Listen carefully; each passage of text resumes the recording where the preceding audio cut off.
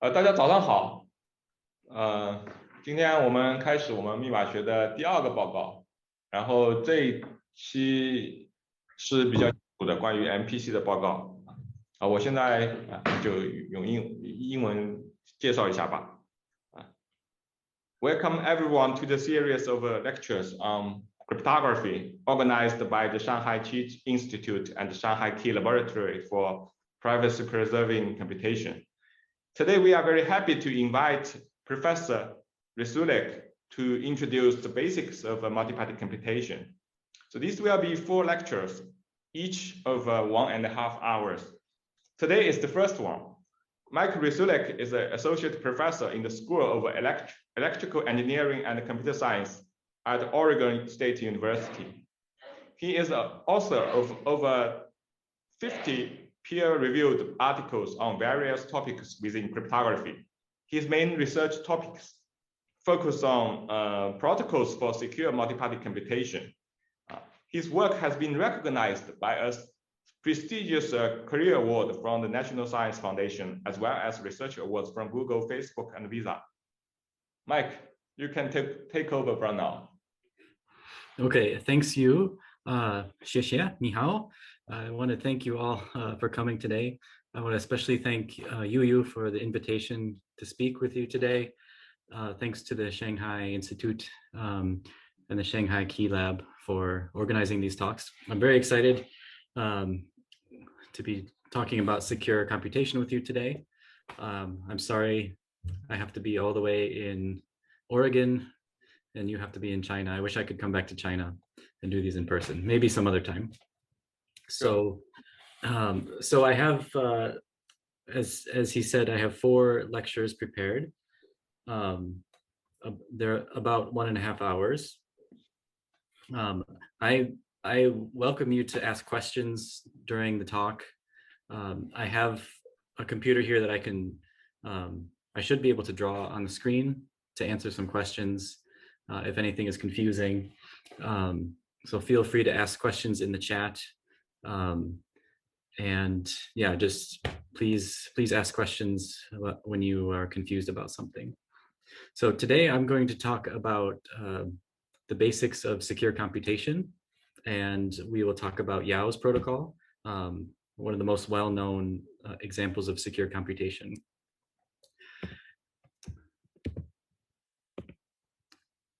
Okay, yes, so I will start by talking about what is secure computation, and I'll spend some time talking about how we define security for secure computation, because that's very important in this area. And then, like I said, I will describe Yao's protocol. It's for 2-party semi-honest secure computation, and that will be today's agenda. So the setting in secure computation is that there are many different parties. They don't trust each other. Each of them has a private input. They would like to use their inputs in some function and learn the output of some function. So in this picture, each person has an input, x1, x2, and so on. They agree that they want to learn the function f applied to their inputs. Maybe the function f is something like an election, an auction. I'll show some other examples of different kinds of functions f that they might compute, but they all agreed they want to compute some function f, and they only want to learn the output of this function f. They don't want to reveal anything else about their private inputs. The parties don't trust each other, so they want certain guarantees. The biggest guarantee is privacy. Each party does not want to reveal more about their input, no more than the output of the function that they agree on. So no more than f applied to their inputs. But there are also some other guarantees that are important. One guarantee that's important is that the different parties must choose their inputs independently. So you might imagine that even if I don't know what x1 is, maybe I could be able to choose my input to be related to X1 in some way that doesn't let me learn X1. Well, we don't want that to happen. We want, I must choose my input independently of X1. And we also want the guarantee that if many different parties are getting output, their outputs should be consistent. There shouldn't be some impossible combination of outputs, something that's not possible as an output of F. But the main one is this privacy guarantee. And these guarantees should hold even if some of the participants are cheating, and even if many of them are cheating and they are working together. So that's the main idea. Before I get to the definition, the security definitions, I want to give some examples. So as we are going through these lectures over the next few weeks, you can think of these examples. So I chose several examples that are actual real world examples, and you may have heard of some of these before. So the first one, this is a situation that happens in Denmark. In Denmark, there are farmers who grow beets, a vegetable, and they want to sell their vegetables, and each farmer has a bid. They say, if the price of beets is this amount, then I will agree to sell this many beets. So in Denmark, there's one company that buys all of the beets. So there's many sellers, but only one buyer. The buyer also has some bids. At this price, I will want to buy this much. So these are their private inputs. And what they want to compute is something called the market clearing price.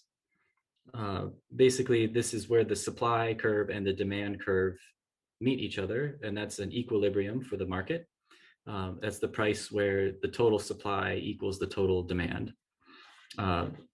So this would be a secure computation of the function that takes all of the farmer's bids, adds them up, and then finds the crossing point of these two graphs. And both the farmers and the buyers want to keep their bids private because that's very important for the economics to work. So this is something that has, since 2009, this is actually how sugar beets are sold in Denmark. They use a secure computation protocol to compute the price of sugar beets in Denmark. So that's a very important example for secure computation in the real world. Here's another real example that Google uses. So Google is an advertising company. They show ads to a bunch of their users. Maybe they show an ad from a car company like Tesla. But then when somebody goes to buy a Tesla, there's not always a direct link, like a cookie in the browser. And so Tesla wants to know how effective was this ad at getting customers to buy expensive cars. So Google has a list of all of the people who saw the advertisement.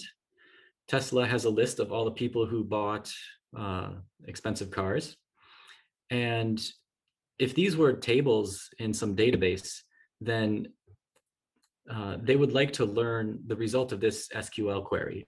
Basically find all the people who saw the ad and they also bought the car, and then add up all of the purchases that they made, right? So compute the total amount of money that you could attribute to these ads. And this is, right, so this is like a secure computation of this database query. And this is something that Google actually does with its customers. And this has been public for the last few years that Google uses secure computation to do this.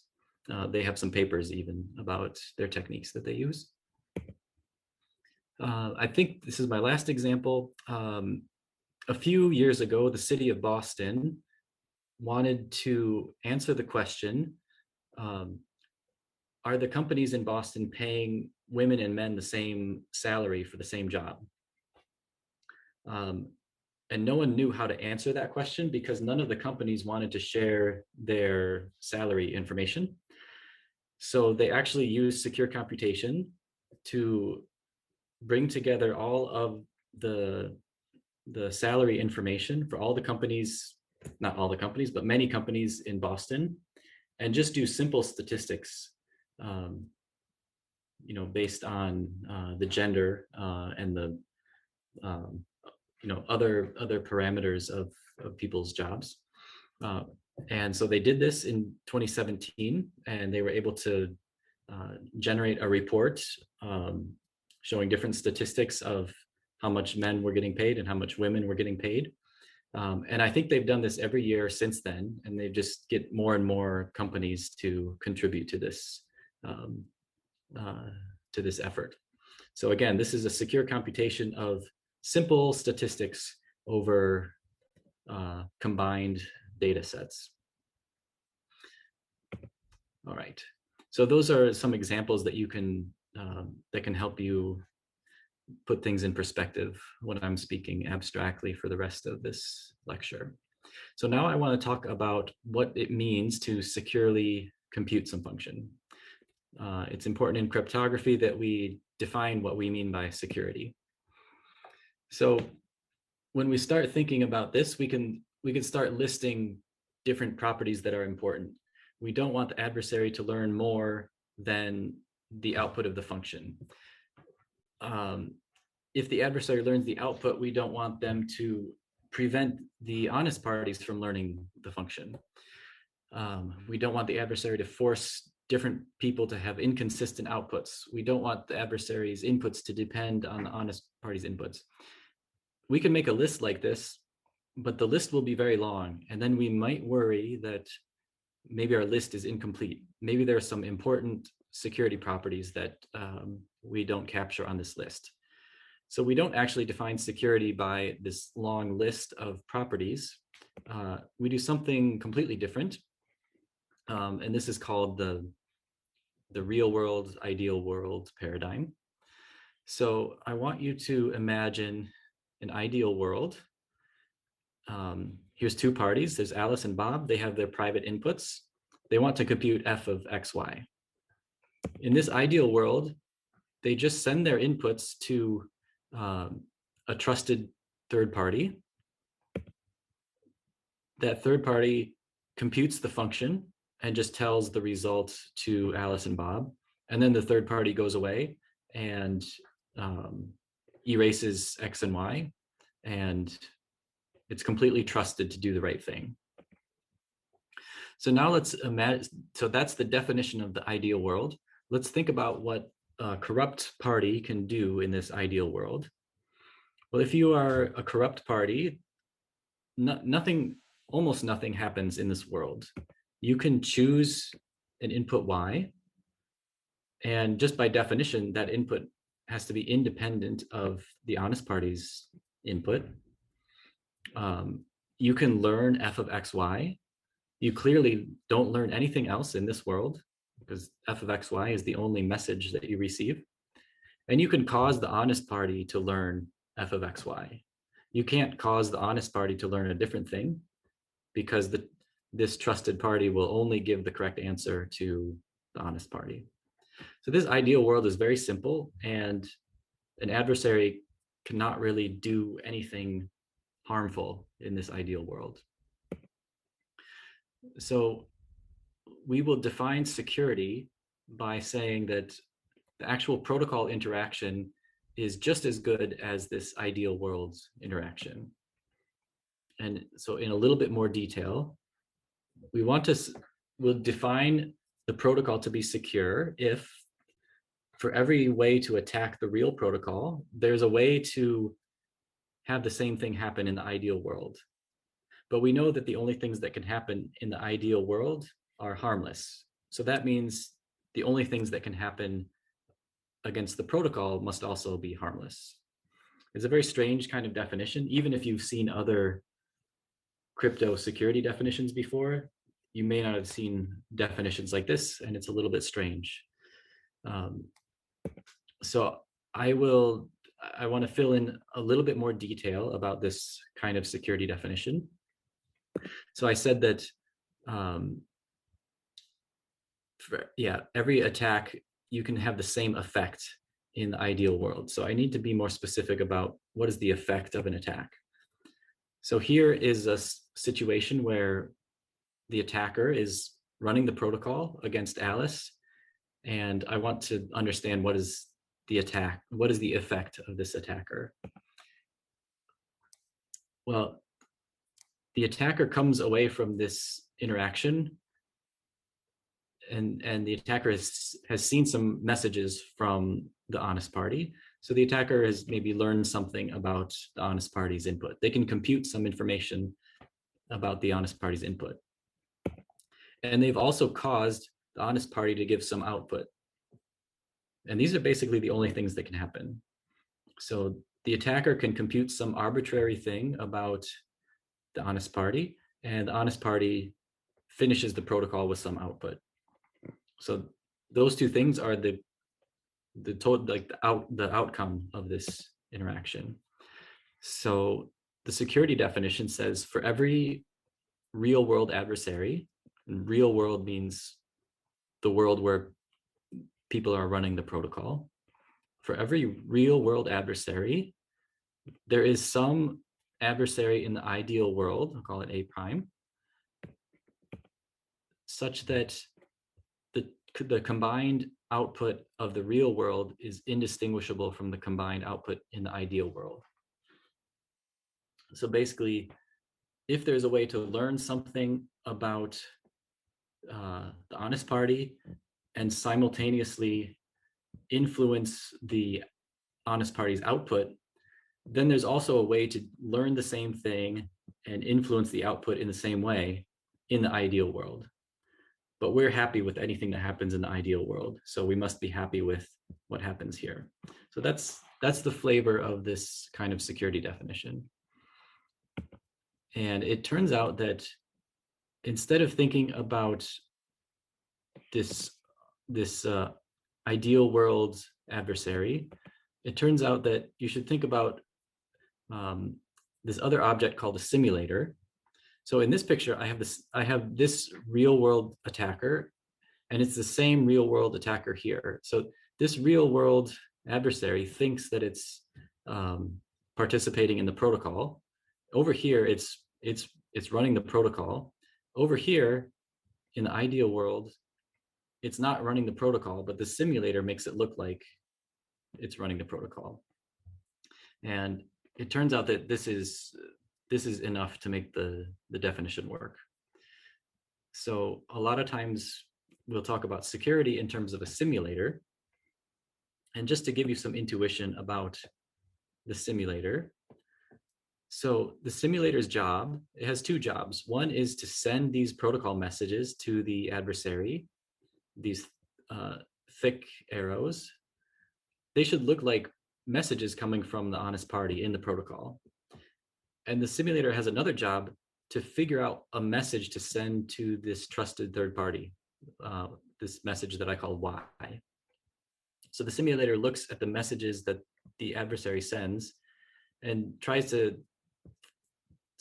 explain them in terms of some input Y. So if the simulator can really generate protocol messages that look like the real world, you'll notice that the only thing the simulator knows is f of xy.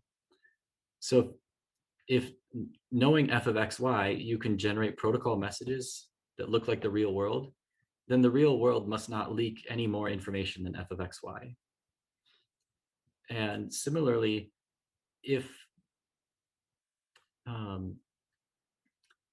the attacker is sending protocol messages that cause Alice to output something, then the simulator can sort of explain that effect by saying, oh, well, that's just what would happen. that's just what the honest party would output if in the ideal world you choose an input Y. So you can have any effect on the honest party that you want, as long as it's consistent with just choosing an input in the ideal world. Okay, I think that's it for the security definitions. Yeah, we make a distinction between two kinds of adversaries. The simplest kind of adversary is semi-honest adversary, and that means that the adversary follows the protocol as it's written. It doesn't deviate from the protocol, but it tries to look at this. It tries to look at these protocol messages and figure out something about Alice's input X in this case. So when we're talking about semi-honest adversaries, we don't have to worry about this extraction thing, because the attacker, we know that the attacker is running the protocol on some input. So we already know that the attacker's behavior is consistent with having an input Y. And so that's the effect that it should have in the ideal world as well. Okay, so because I only have a short time, I'm not giving you the full definition. If you want to know all the details of how to make a security definition for secure computation, you could check out this paper. It's 87 pages, and it's very complicated. So I only gave a simplified version here. So I've covered this item number 1. This might be a good time if you have questions about the security definitions or any of the concepts. Please feel free to ask them now.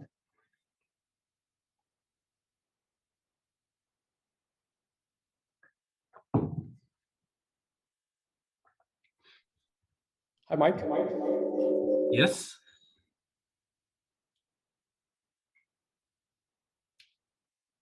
Somebody said something and now everyone is muted again. Yeah, so I'm in the same room, so yeah, you just one homework. So could you talk about more about the semi-honest security on the infrastructure? And it's not very clear about. So you mean that in the semi-honest model, then there is no need to extract? Yes, so that's exactly what I mean. We're trying to find a good way to, I've tried to find the right picture for this. So usually we think of an attacker as malicious. So this, imagine the adversary is malicious. They can send anything they want in the protocol. So they don't follow the protocol, they just send garbage. And if you send garbage to the honest party, you cause them to generate some output at the end of the protocol. So the job of the simulator is to explain, right? Remember, we're trying to say that it's not just what you learn from the protocol, but also the influence you have on the honest party's output. We want that to be just like in the ideal world. So in the ideal world, the only way to influence the honest party's output is to choose a value of Y, and then the honest party will get f of xy. So the simulator's job is to figure out what's going on with these, garbage protocol messages that the attacker is sending. But now if we know that the attacker is semi-honest attacker will never send garbage messages. They will follow the protocol and they'll send what they're supposed to send. The simulator will still need to send an input in the ideal world, but it's not a challenge for the simulator. It should be easy for the simulator because we already know that the attacker is running the protocol honestly on some input Y. And so the simulator just has to send that same input Y here. Yeah. Sorry. I also know the difference between malicious security and the semi-honest security. So in semi-honest security, the Y is always either original one as the original protocol, right? So yes. So what about the extractor? What do you mean by the extractor here? Well, is it mean that the simulator needs to extract something, or? Yes, maybe one piece of information that's missing maybe is if the adversary is malicious, then there may not be a well-defined input for the attacker, right? Mm-hmm. There's no such thing as an input for the attacker. Yes. Okay, so imagine I'm attacking you in the protocol. I don't even have an input. I'm just sending garbage to you. Yes. And then when we're done, you output some bit. Yes. Now we need to say the same thing must happen in the ideal world. I need to force you to output some bit. Yes. The only way I can force you to have output is by sending an input for me to the trusted third party, right? So I need to find an input that will cause you to output the correct thing, no matter what your X value was. So that's the simulator's job. Okay, I got you. Thank you. Mike, there are some other questions in the chats. Yeah, I have the chat up. So there's a question. Someone says, bonjour tout le monde. That's nice. Somebody asks, is security in semi-honest equal to privacy? Yes.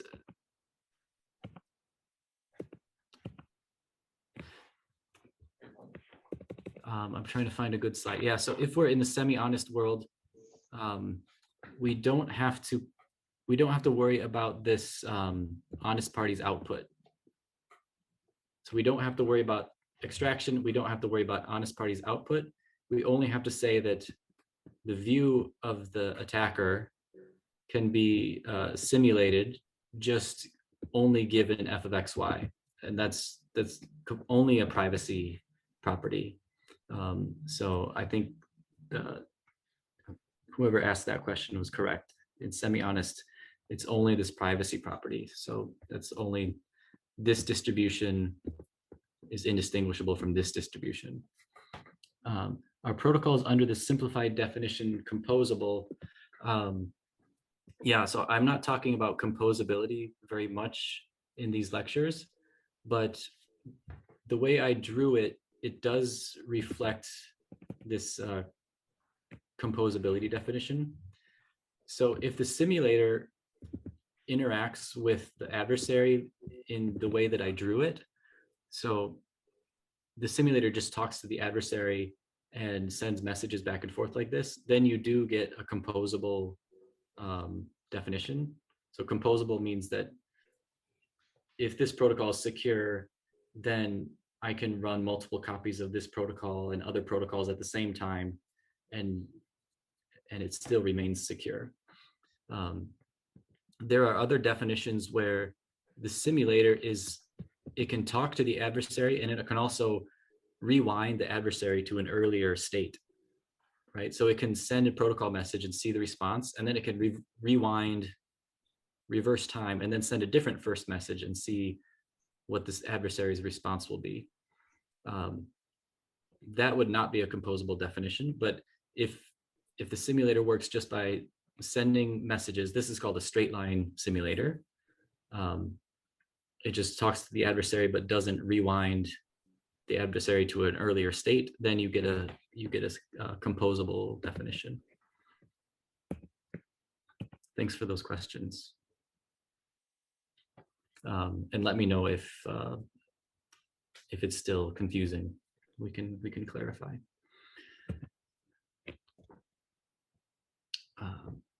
But I think this is a good time to move on to section 2. Right. So I want to describe Yao's protocol, which is probably my favorite thing in cryptography, I think. Yao's protocol for secure computation. So I'm going to start with something simpler. I'm going to call this a garbled truth table. So let's imagine that we're talking about two parties. There's Alice and Bob. They want to compute the function f on their inputs. And in this example, f is very simple. There are only 4 possible inputs for Alice and 4 inputs for Bob. And so I'll write the truth table of this function in this way. So here's the truth table of the function that we want to compute. So for each possible input, Alice will choose a random key. So A1 is like some random key, like a string, 128-bit string maybe. So A1 sort of, it represents input number 1 for Alice. And here's input 2, input 3. And there are 4 possible inputs for Bob. So there are 4 keys for Bob, and we label them B1 through B4. Now Alice will use these keys to, she'll use these keys as encryption keys, and she will encrypt this function output. So she'll use A1 and B1 as keys to encrypt f of F11. That looks like this. So I use this notation to mean encryption under both of these keys. The details of this encryption are not important because this is just a starting point. Okay, so we're still talking about what Alice does. Now she will randomly permute these ciphertexts. So you see now they're in a random order, and she sends these all of these ciphertexts to Bob. In this case, there's 16 ciphertexts. She sends them all to Bob in this random order. There is a step that I will skip for now. Remember, Alice has input X and Bob has input Y. And for each input X, there's a corresponding key, AX. And for each Y, there's a corresponding key, BY. Let's imagine that somehow Bob obtains these correct keys. So he has one of the A keys and one of the B keys. He has 16 ciphertexts. So what can he do? He can try to decrypt all of them. And when he does that, only one of these ciphertexts should open, right? Maybe X is 4 and B is 2. So if Bob has A4 and B2, he can try to decrypt all of these ciphertexts. Only one of them should work. And when he looks inside that ciphertext, he sees the value F of 42. That's the output that they wanted to learn, right? Alice has 4, Bob has 2. They should learn F of 4, 2. Okay, I want to argue that this protocol is secure. In this previous slide, I was showing you everything from Alice's perspective. And I think the important part about these MPC protocols is that Alice and Bob can have very different perspectives. So this was Alice's perspective. She knows all of the A's, she knows all of the B's, she knows all of these encryptions. This slide is closer to Bob's perspective. He sees a bunch of ciphertexts, but he doesn't know what's inside of them. He can only open this one ciphertext. So if we want to be more formal, we want to say that let's write down everything that Bob sees in this protocol. He sees all 16 ciphertexts. And this is how they are generated. He also sees A4 and B2 in this case. I didn't tell you how he learns those, but we will talk about that later. But this is everything that he sees. And I want to say that this view, Bob's view, can be simulated only given the output of in the ideal world. So in the ideal world, the output is F42, and we should be able to simulate this view only given that information.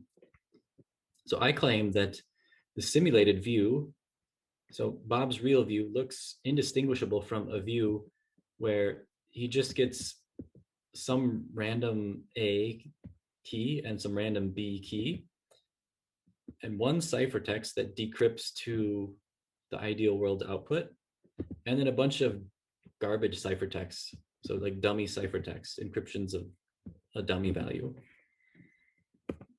And these two views are indistinguishable if you have a good enough encryption scheme. So I need an encryption scheme where an encryption of C under the keys A and B is indistinguishable from an encryption of something else, as long as one of these two keys is unknown to the distinguisher. So if you look at this first ciphertext, let's choose a more interesting one, actually. Let's look at this ciphertext. This ciphertext should be indistinguishable from a garbage junk ciphertext because Bob doesn't know the key A2. He knows the key B2, but there's one key that he doesn't know. So we need an encryption scheme where an encryption scheme that uses two keys, and if you don't know one of the keys, then that ciphertext looks indistinguishable from a dummy ciphertext. Right? In most of these cases, Bob doesn't know either of the keys. But the point is that the simulated view can be generated using only this piece of information, this f of xy. So that means that the real view must not leak any more information than f of xy. Right? So you remember that's how we define security. Yeah, and I think this relates back to that previous question. I'm only talking about this privacy. This is just a simple privacy property. I will only talk about semi-honest security right now. Yeah, so I'm not talking about extracting anybody's inputs right now. So I'm just talking about the messages that are sent in the protocol.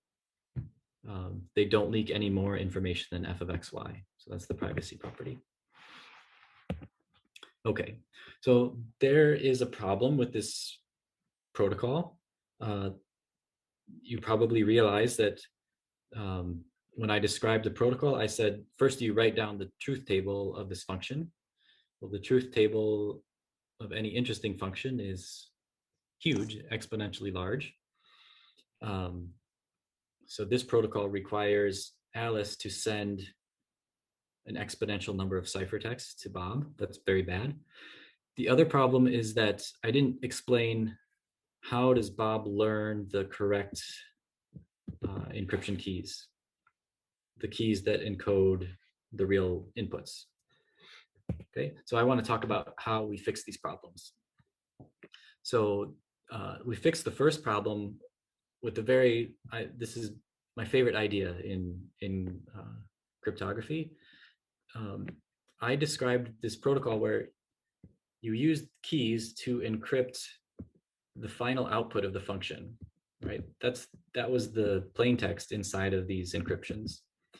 A better idea is you encrypt the keys to other truth tables. So here, using these keys for A and B, we encrypt intermediate values, which are keys, and then we use those keys to encrypt another table, and we can chain these things together. And that's what allows this to work. So I'm going to talk about this first idea, and then later I'll talk about how Bob learns these correct keys. It uses something called oblivious transfer. So we'll talk about that in just a second. Okay, so here's the real protocol for Yao's garbled circuits. Okay, so Alice and Bob agree that they want to compute this function of their inputs. So they write the function as a Boolean circuit. So here's a Boolean circuit with some gates and some wires. Every gate in the circuit has a truth table. So this function is an AND gate, but it has this. This is an AND gate. This is a bubble that means a negation, a little NOT gate. This is an XOR gate. So each of these gates has a truth table. And Alice and Bob want to evaluate this circuit on their inputs. So each of these input wires is a bit that belongs to either Alice or Bob, and they want to learn this output value. Okay, so every gate has a truth table. So I'm going to describe what Alice does. It's very important that Alice and Bob have different view of information. So right now I'll describe Alice's view. This is what it means to garble a circuit. So Alice will garble the circuit by doing the following. For every wire, she picks two values. I'll call them labels. You can call them keys or labels. I usually call them labels. These are used as encryption keys, but I call them labels. So on each wire, choose a different, two different labels, one with the subscript 0 and one with the subscript 1. And these labels will represent true and false on each wire. So I could rewrite the truth tables in terms of these labels. So A0 means false, B0 means false, and in this gate, false on both wires gives you a false output. And on the output wire here is the output wire with E0 as its false label. Okay, so this is what Alice is doing. She generates a label for each wire, and she can encrypt the truth table of each gate in the same way that I described before. Okay, so she uses A0 and B0 as keys to encrypt the value E0. And she does this for every gate in the circuit. And now for every gate, we have 4 ciphertexts, and you bundle all of those ciphertexts together and call that a garbled circuit. So a garbled circuit is all of these ciphertexts, 4 of them for every gate in the circuit. And this is what she will send to Bob. Okay. So instead of being exponentially large, now it's 4 times the number of gates in the circuit.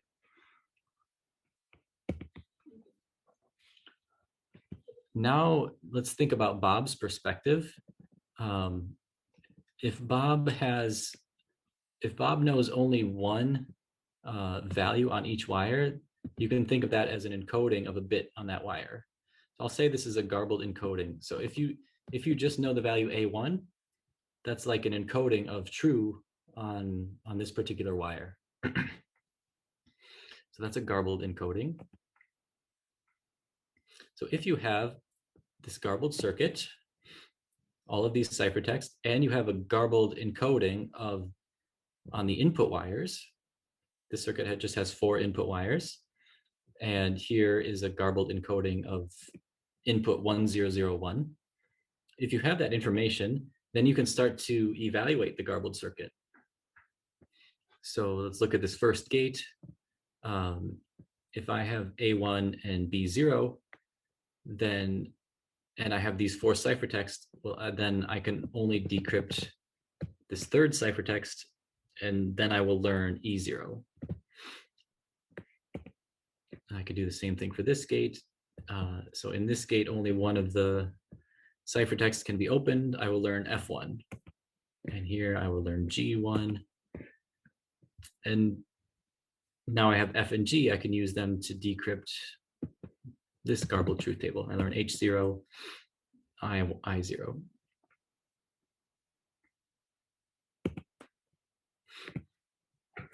Okay, the important idea is that in the protocol, Bob sees a garbled circuit, all of these ciphertexts, and he sees the garbled input, this garbled input encoding. And the idea is that the only thing that's really possible is to evaluate the circuit in the way that I described. Because you can think of this invariant that holds. So the invariant is that if you only know, the invariant is that Bob should only know one of the two possible labels on each wire. So at each gate, if you only know one of the two possible values on the input wires of the gate, then you can only open one ciphertext, and then you will only learn one of the labels on the output wire. On the other hand, if I told you both I0 and I1, then you would be able to recognize that I0 is, let me back up. If you only see one of these labels, remember both of these labels, like think of E0 and E1, they're both generated uniformly at random. So Alice knows that E0 means false and E1 means true.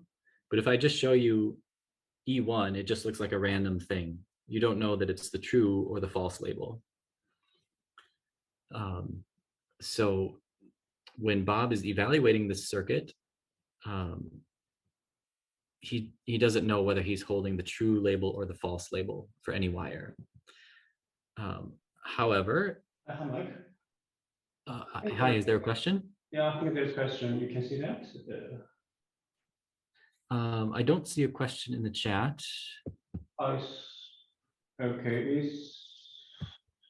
let me repeat. So okay. And you know that I only use A1, B0 of the third one instead of the first ciphertext for the first stage, for the first gate. Okay. I didn't quite hear the question. I can repeat. Sorry, one moment.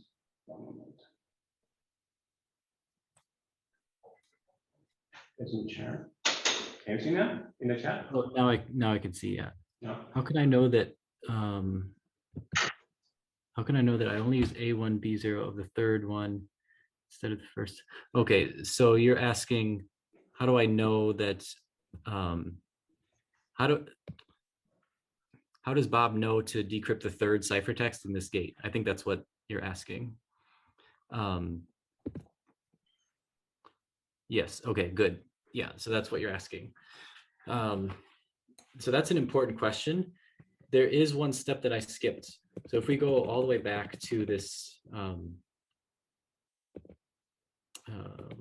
this warm-up construction. So in this warm-up protocol, there's an important step where we randomly permute these ciphertexts.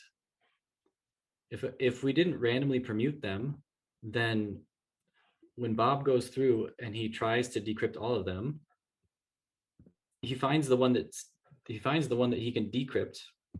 But if we didn't randomize the order of these ciphertexts, he would know just by the position, he would know that the input was 4-2, right? If the table really looked like this and he decrypted this one, he would say, well, that's the 14th item in the table is always for input 4-2. So that's why we randomize the order here. And I didn't really emphasize it when I was on this slide, but in this simulated view, you just pick a random position for this ciphertext. So that's something that's important, but I didn't draw it in this picture. So the garbled circuit should be all of these ciphertexts, but each group of 4 ciphertexts should be randomly shuffled. So I'm not shuffling them in my picture. And then Bob should try to decrypt all of them. And only one of those decryptions will succeed. So I hope that answers the question. actually, next week, I'll say more about garbled circuits, and it's very inefficient to try to decrypt all 4 of these ciphertext and then just check which one is successful. There's a way that you can tell Bob which ciphertext to decrypt without leaking information about whether this is a 1 or a 0. But for this example, I want you to imagine that for every gate, there are 4 ciphertexts. They are shuffled into a random order, and then Bob will try to decrypt. Bob knows that he has this key and he has this key. He'll try to decrypt all 4 of these with those keys, and only one of those decryptions will succeed. So I hope that answers the question. But yeah, that is important. Great.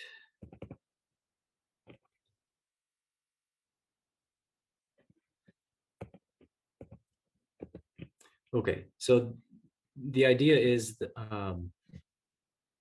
if you just see a garbled circuit and a garbled input, the garbled input is just, in this case, 4 different random strings. It doesn't tell you anything about the 0s and 1s. When you evaluate these garbled gates, you learn more labels for more wires, but each label just looks like a random thing. It doesn't tell you whether it's a 0 label or a 1 label. But usually we want Alice and Bob to learn the output of the circuit. So if Alice also tells Bob, if Alice announces I0 and I1 and sends those to Bob, and now Bob, when he decrypts, he sees I0, then he can say, oh, the circuit output 0. So the output of the function is 0. Okay, there's a question in the chat. How does Bob verify whether the decryption is correct? I'm not being very specific about that. You can imagine that this is like authenticated encryption or something. So I haven't given any details about this encryption scheme, and that's because yeah, I'm gonna give you all the details next week. So for today, you can imagine that this encryption scheme is authenticated encryption. So if you try to decrypt something in an authenticated encryption scheme and you use the wrong keys, you'll get some error message. So that's what I imagine in this picture. I don't want an encryption scheme where if you encrypt with the wrong key, you just get a garbage value, because actually even the correct ciphertext contains like some random value. So that's probably what you're asking. So yeah, I think it's maybe the easiest thing is to imagine that this is some authenticated encryption scheme.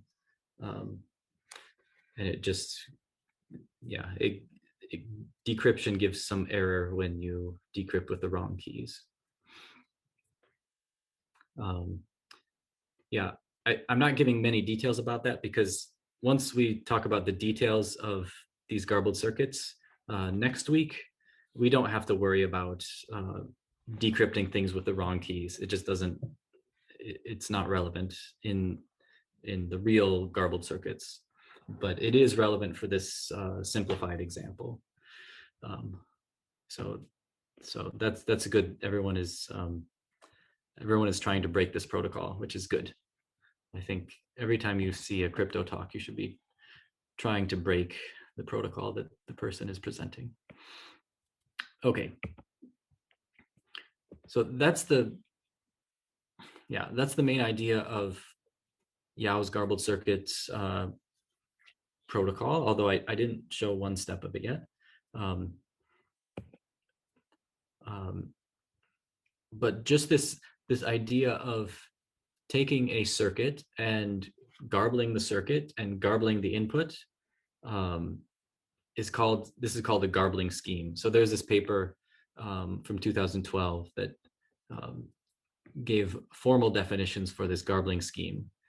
So the first part that I showed you, which is what Alice does, is the garble algorithm. She takes a circuit, and then for every wire, she chooses 2 labels, and then she encrypts 4 ciphertexts for each gate, and that's the garbled circuit. She also generates this encoding information. So encoding information is just the 2 labels on each of the input wires. So if you have the labels on the input wires and you have an input to the circuit, then you can choose the correct ones and get a garbled input. So garbled input is just a single label on each input wire. And then in the protocol, Bob sees a garbled circuit and he sees a garbled input, and he can evaluate and get a garbled output. So in the previous example, garbled output is just like I0 would be a garbled output. And if you have the garbled output and you have both labels for all of the output wires, then you can figure out the value on that output wire, which is the output of the circuit, right? So if you know that the garbled output is I0 and you know both I0 and I1, then you can say, you can decode the output and say the output is 0 in this case. So this is kind of the more formal notation. You'll see if you read papers about garbled circuits protocols, they probably use this notation. And this notation helps us talk about different security guarantees. So the basic one is that if you see the garbled circuit, the garbled input, and the decoding information, then that reveals nothing beyond the circuit output. So just going back to this picture, if Alice sends to Bob all of these ciphertexts, that's the garbled circuit, and she sends, somehow Bob learns a garbled input, that's these 4 labels, and Alice also sends both I0 and I1, then Bob will definitely learn that the circuit output was 0, but he learns nothing more than that, right? So that information, this information can be simulated just given f of x. And I just also want to mention that nothing in this talk is nothing. It doesn't say anything about hiding the circuit f. We're not trying to hide this Boolean circuit. The only thing we're trying to hide is the inputs to the circuit and also the values on the wires. But the circuit itself is public. So that's why this definition says this information reveals, it can reveal f and it can reveal f of x, but nothing more. That's privacy. There are these other definitions. Obliviousness is kind of similar. An important one is authenticity. So I'm sorry to go back and forth so much. If Alice sends the garbled circuit to Bob and she sends a garbled input, then we know that Bob will learn I0 in this case. But if we don't tell Bob what I1 is, he should never be able to guess it, right? He shouldn't be able to lie and say that, oh, looks like I got the circuit to output a 1 instead of a 0. Right, so that just means, given the garbled circuit and a garbled output or a garbled input, it's hard to find any valid output wire labels except for, the correct, the wire label that encodes the correct outputs. So that's called authenticity. Sometimes that can be a useful property as well. There are other properties that we won't get into. You should just know that these exist, but we won't talk about these. Sometimes you want to hide what types of gates there are in the circuit. Sometimes you want to allow an adversary to choose inputs to the circuit after seeing the garbled circuit. So these definitions say that you have to first choose the input X, and then you get to see the garbled circuit. But in some situations, you have to give the garbled circuit first, and then the adversary can choose X. So you need a stronger security definition. Okay, there's a question. For each function we should design and transfer the garbled circuit, can we reuse a separate garbled circuit for any function? Yeah, the question about reusing a garbled circuit is very important. So I don't know if this is what you're asking, but I can see that in this circuit, there's two gates that are the same kind of gate, right? Both of these have the same truth table, but I still generate a different, garbled table for each one. And that's very important because imagine that we reuse this garbled circuit again on a different input. So on a different input, maybe we will have to reveal A0. So now Bob knows A0 and A1, and now he can open this ciphertext that he couldn't open before. And he sees that it contains E0. It contains the same thing as this ciphertext. So he knows that's false, right? Because in this truth table, the only thing that shows up 2 times is a 0. So yeah, I think it's important to say this, that these garbled circuits could just be used one time, right? If you use them more than one time on different inputs, then they will leak some of the bits. They will leak some of these input bits. If that's not clear, then I can maybe draw something on a different slide. But I think the question was about reusing garbled circuits, and yeah, the problem is that they can never be reused. Maybe we can go back to that a little bit later, if there are still questions.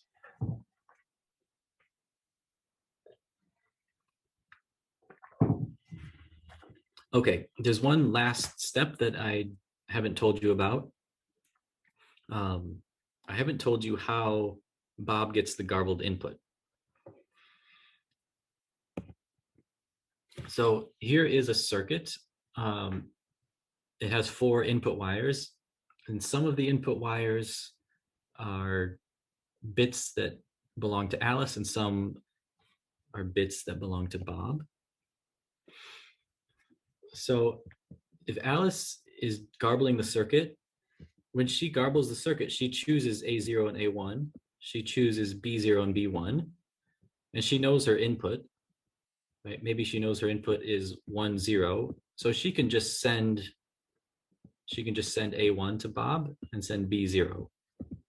This is really easy. On the other hand, it's harder to get Bob's garbled input. So Alice knows both C0 and C1, but Bob knows his input. So he wants to learn one of these, but he can't just tell Alice which one he wants to learn. We need something that works like this. Alice inputs 2 wire labels. Bob inputs a choice bit, and he learns one of the 2 wire labels that he chose. And Alice should not learn which one he chose. So this is called oblivious transfer, OT for short. So if we have oblivious transfer, then we will be done with the whole protocol. I think I have a summary later, but if we have oblivious transfer, then we can let Bob learn the garbled input. Okay, so how does this work? So again, there's a wire in the circuit. Alice knows both of the labels, but this is an input wire for Bob's input. So he knows which label he needs to learn. So one way to do this uses public key cryptography. So Bob is going to generate 2 public keys, and he will know he'll have a trap door to one of these public keys. So he has a public key to PKC, but he generates the other public key in some way so that he doesn't know the secret key. So you need a public key encryption scheme with what I call a blind key generation. So there should be a way to sample something that looks like a public key, but you sample it without knowing what the secret key is. Okay, so Alice just sees 2 public keys.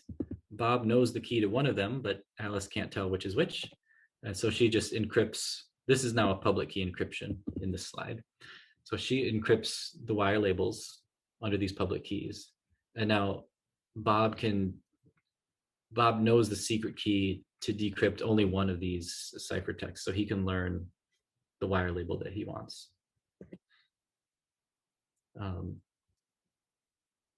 So this is one way to do it. Everything that I'm showing you today is not optimized. The rest of these lectures are going to talk about how all of these steps can be optimized.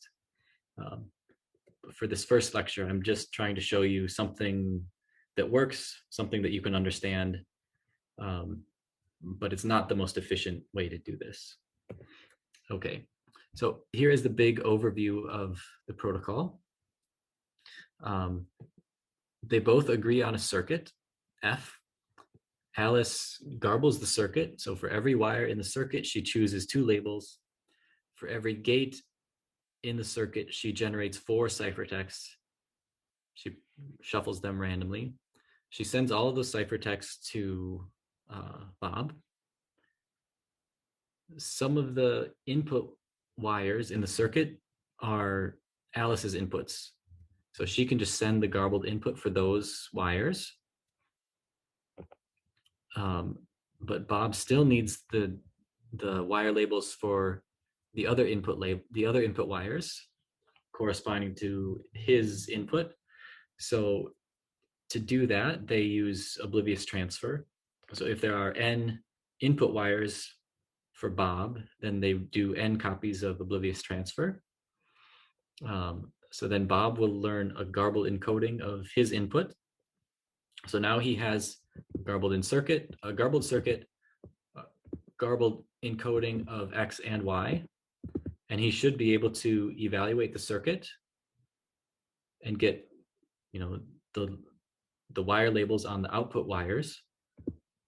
But Alice has also sent, all of the wire labels for the output wires, so he can look at what he learned and figure out which one is true and which one is false, only for the output wires. So he can compute the output of the circuit, and he shares that with Alice when he's done. And I think we argued that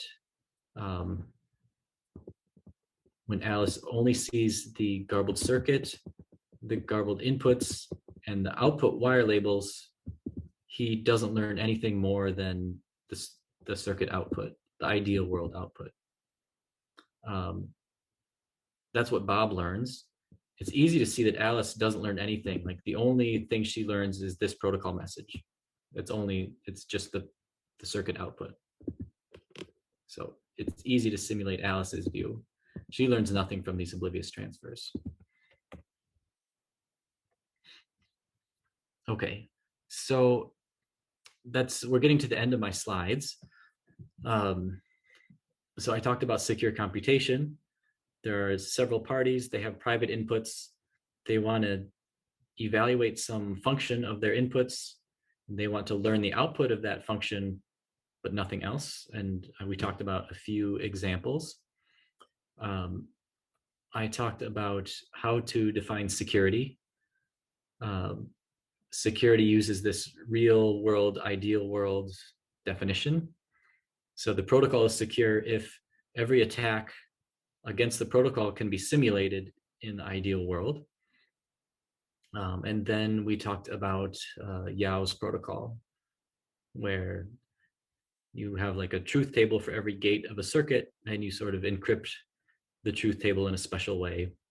And then you also need these oblivious transfer steps to get the right values on the input wires.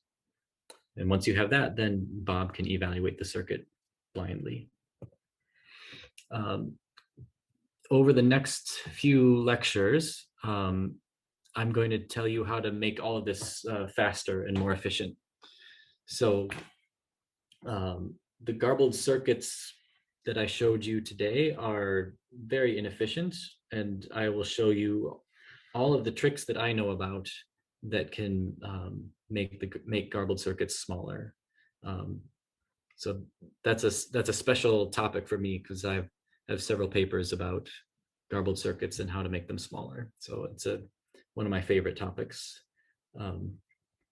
So I'll show you all the tricks that you can use to make garbled circuits smaller, because actually, if we look at this protocol, this garbled circuit is most of the communication is this huge garbled circuit.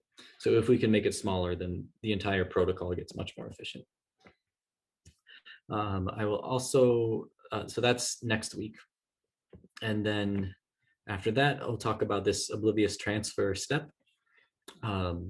Oblivious transfer is useful in lots of different secure computation protocols, not only Yao's protocol, but many other places. And it's very expensive because the way I described it, uses public key cryptography. Everything else in the garbled circuits is using symmetric key crypto, but the oblivious transfers use public key crypto, so that makes it very expensive. So I'll show you a trick to make oblivious transfer actually very cheap. And then the last lecture that I will give is if we know that we're evaluating a specific function, then we can design a whole protocol just for that function. So Yao's protocol will work with any function because you can evaluate any Boolean circuit. But if you know that if your favorite function has a really expensive Boolean circuit, then you can design a special purpose protocol just for that function. And so I'll talk about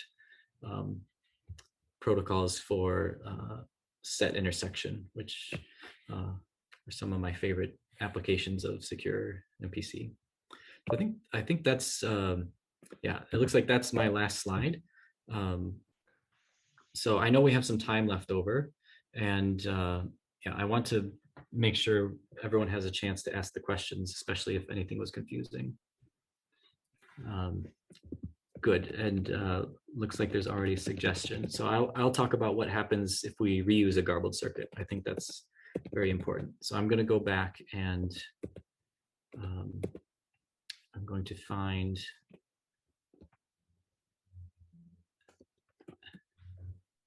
just one second.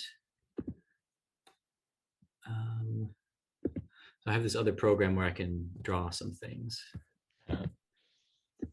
So I'm going to take a screen. Oh, shoot. Sorry, I want to make this bigger. And I want to take a little screenshot. And I'm going to paste it into my little application. And now I can draw. And hopefully this works. Okay, so I want you to imagine that, yeah, this is the garbled circuit. I'll call it capital F. And let's imagine that, I'll try to make it consistent with what we had before. So let's say Bob knows the garbled circuit, and he knows the highlighted wire labels. So A1, B0, C0. So I'm just going to highlight what can he decrypt. He can decrypt this ciphertext and get E0. He can decrypt this ciphertext and get F1. He can decrypt C0, D1, He learns G1, E0, H0, I0. Okay, so that's what he learns. Okay, yeah, I think we are comfortable with that. So what if we use the same ciphertext and now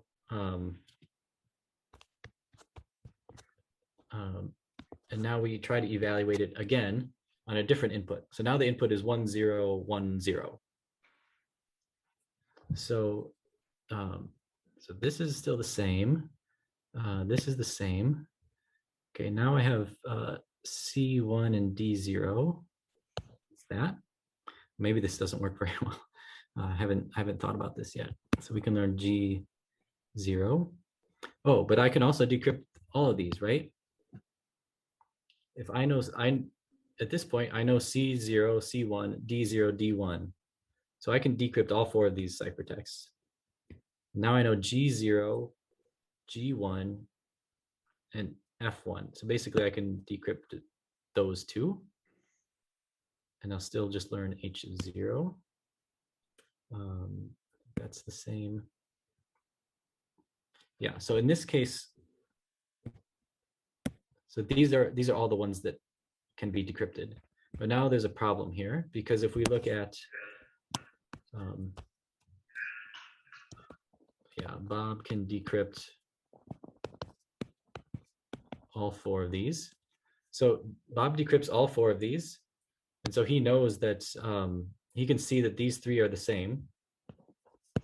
He knows that the truth table must have been 0, 1, 0, 0. Even if these 4 ciphertexts were shuffled, he sees that these 3 were the same and this one is different. And so he knows that he can know that G0 must be false. G1 must be true. So he learns the meaning of this bit in both executions. And he can also conclude that, so this was C0, D1. He must also know that, like, he can conclude from the truth table here. I think the truth table was, like, in this case is 0, 1. There's only one combination that gives true on this gate. So he can figure out that C0 must be false and D1 must be true. So there are some things that he can deduce. So he learned, so because we reuse these same ciphertexts but revealed more of the input labels, we leak the value on these wires for this example. For a different example, you'll leak different information. But here on 3 different wires, Bob learned the value on that wire. He's only supposed to learn the value on the output wire. Somehow I closed my chat. Oh, there's a Q&A window. Okay, that's why I didn't see the question the first time. Sorry about that. I only had the chat window open. But now I don't have it open, so I need to open it again. There's another question, whether is encoding, the encoding of Bob's input is necessary or not? Right. Okay, so I can see that now, because the evaluation is on Bob's side. Yeah, so the important invariant here is that Alice should know both wire labels, and Bob should know just one of them. And that's the important invariant that should be true for all of the wires. So Yeah, I mean, I think I understand the question. It's a reasonable question. Let's use this. It's true that Bob knows his input, so it's weird that we have to give some extra information, even on those wires. But Bob needs more than just his input, because C0 and C1 are like encryption keys. He can't guess them. Alice chose 2 encryption keys. Bob will never guess one of these encryption keys, right? And we can't, yeah, if I were to change, let me make a new picture here. So I think your question is saying, like, don't have these wire labels. This is Bob's input to the circuit is here. Let's not use these wire labels. Let's actually just encrypt using just the bit 0 as the key. And let's encrypt using, the bit 1 as the key. I mean, maybe that's what you're thinking, but I hope it's obvious that you can't encrypt something with a single bit, right? So there needs to be, something needs to be encrypted with a key, and Alice needs to be the person who chose the key. So there has to be some encoding. You can't just encrypt something under a bit 0 and a bit 1. Bob can just imagine that he has a 0 one day and then imagine that he has a 1 in the next second, and he could open up all of these ciphertexts, and then the same bad thing would happen. So you want to restrict Bob to open just a single ciphertext. That means things have to be encrypted with real keys that Alice chose. So there needs to be some encoding process. Okay, but does not Bob always know C0 is 0 and C1 is 1? Yes, good point. So the question is, maybe for this example, if this is these are Bob's input wires, he does know that, yeah, in this case, he knows that this is a 0 and he knows that this is a 1, because those are his inputs. And so he'll also know that whatever gate this is, he knows that this is a 1. But from Bob's perspective, like, these are Alice's inputs, so he doesn't know what's on this wire, and he won't know what's on this wire.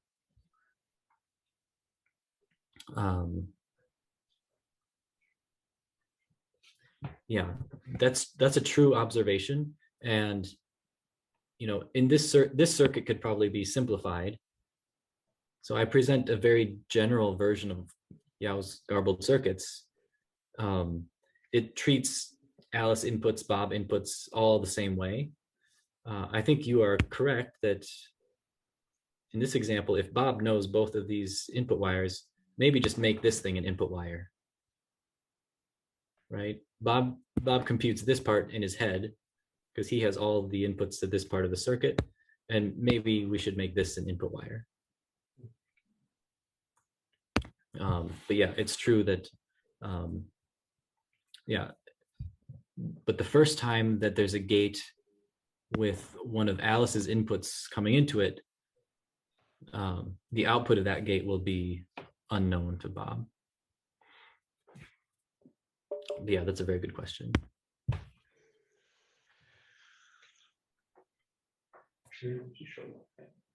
Okay.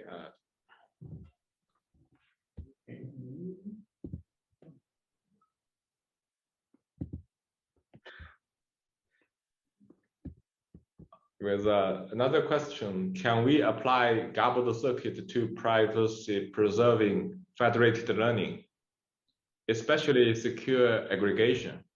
Do you think it would have good effects? That's from the machine learning community. Right. So you can use the garbled circuits protocol for any function, but the cost of garbled circuits depends on the size of the Boolean circuit. So so let's take the problem that you want to solve. Imagine writing that as a Boolean circuit. If that Boolean circuit is huge, then garbled circuits is maybe not the best choice. There are many other secure computation protocols, and they have different trade-offs. So usually I say that if there's something that you can do very efficiently in hardware, then garbled circuits will be pretty efficient, because hardware is similar. It's a similar architecture, right? It's writing something as a Boolean circuit. So in principle, you can use garbled circuits for anything, including federated learning. In practice, maybe federated learning is more about arithmetic operations like multiplications, divisions, additions, and those operations may be more efficient as an arithmetic circuit, and there are better protocols to support arithmetic circuits. The problem is there's just too many secure computation protocols. It's very hard even for the experts to know which is the best one for any particular application. But yeah, I do want to stress that garbled circuits protocol is general purpose. It will work for any Boolean circuit, but some problems have huge Boolean circuits, so it could be inefficient. Next question: is there any useful tool for our algorithms that to convert a function into a circuit, Boolean circuit, I guess? Yeah, there are several papers that they have tools for generating garbled circuits, or tools for generating circuits that you can use for this garbled circuits protocol. You can use hardware design languages like VHDL,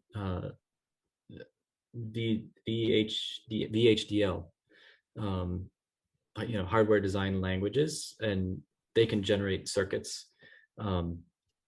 In garbled circuits, you'll see that it turns out that these kind of gates are free. Well, not that one. These kind of gates are free, and these kind of gates are expensive. And so you can tell the hardware design tool that you can tell it that these are free, and so try to minimize the number of these gates. There are people that build tools to do that. There are some, if this person is really interested in the question, they can send me an email and I can list some specific papers. I don't remember the names right now, but there are some papers of tools that can generate these circuits. There are also some high-level languages, like you write a program in C, and then the compiler generates garbled gates on the fly. So there are tools that do this as well. You don't need to have the entire circuit all in one place to do this. You can generate the circuit as the program is running. So that's also possible. Okay. So if you are interested, please send an email to Mike. So he will reply you with more details. Yes, and if you can spell my last name, then you can find me on the internet. Yu has my email address too.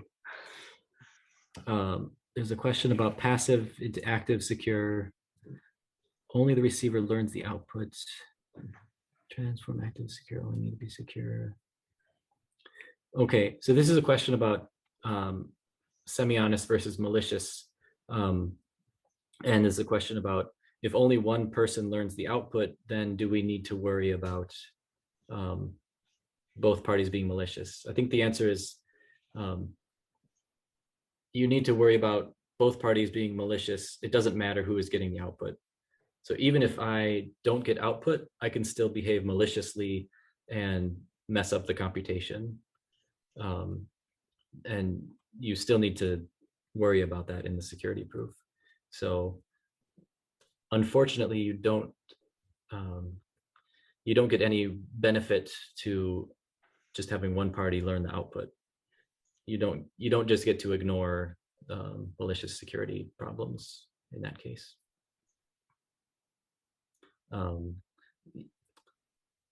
If the receiver is adversary, if the person getting the output is corrupt, you still worry that they learn more than they're supposed to learn, right? And even if the person who gets no output is corrupt, maybe they learn more than they're supposed to learn. Maybe they force the wrong output. So you need to worry about those things.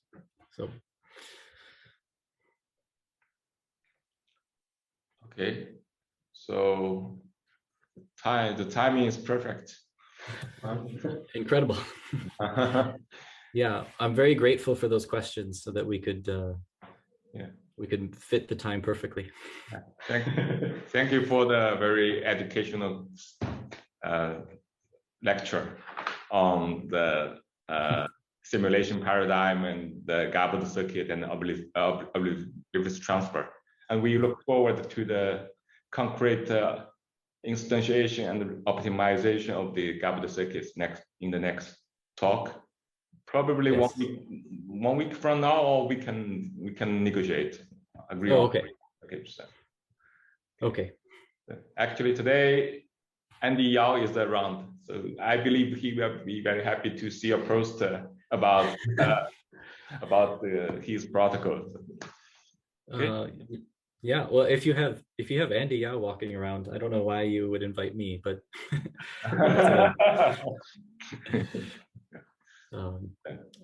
But yeah, that's fantastic. Yeah, so we can schedule the next session. Sure. But yeah, I look forward to seeing you all again next time. Maybe next week, maybe in a few weeks. Can discuss. There was another. Okay. Thanks, everybody. Thank you. Okay. Thank you, Mike. Okay. Bye. Bye.